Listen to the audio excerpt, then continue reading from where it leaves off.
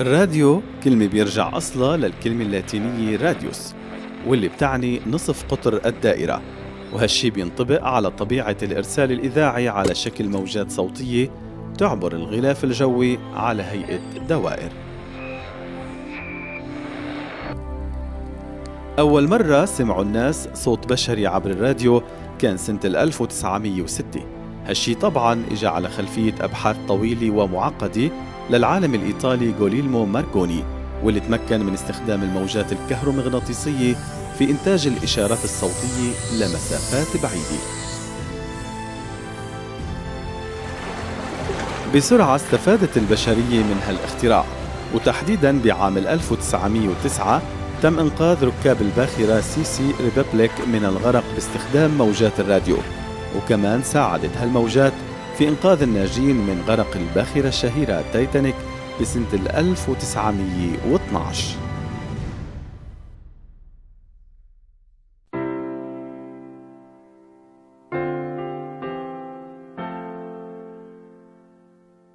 بقي الراديو بالبداية محدود الاستخدام، وكان بس بمتناول النخبة. وخلال الحرب العالمية الأولى ما استخدموا الراديو إلا بعمليات التجسس والتخابر وإيصال الأخبار للدول المحايدة وكبريات الصحف. الحقيقة إنه هاي الدول الكبرى بوقتها قررت الاعتماد على التخاطب اللاسلكي اللي هو الراديو كبديل لوسائل الاتصالات السلكية في حال لو تعرضت شبكة الاتصالات للتخريب أو وقعت بيد الأعداء. اتحاد إذاعات الدول العربية يقدم.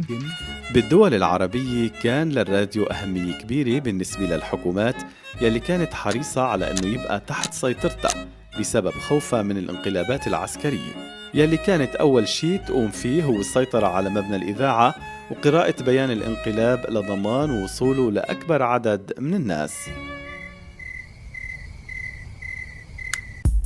كانت تحت امرتي عندما داهمنا اذاعه بنغازي واعلنت البيان الاول لتحرير ليبيا. كانت محتله في تلك اللحظه، 5 قواعد امريكيه في تلك اللحظه لما دخل عبد الفتاح معايا مدينه بنغازي. هذه اخرتها، هذه اخرتها يا اهل بنغازي. من انتم؟ من انتم؟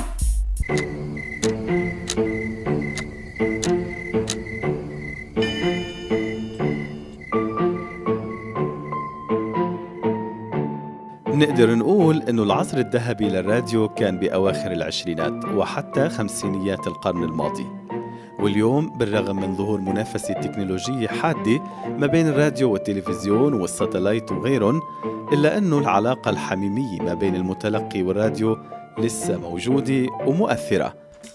وخلينا نقرأ هلأ الSMS اللي وصلنا من مستمعينا. طبعا مفاجأة اليوم إنه بعد 4 سنين إجانا اليوم SMS. والبعض بشوف السبب بأنه الراديو لليوم قادر يمنح المتلقي القدرة على الابتكار والخيال ويتركه ليرسم الصورة يلي بحبها. على تردد 95234 على 32212 جذر تربية إلى 14 FM من راديو نسائم. بعيد الراديو، كل عام وانتم بخير.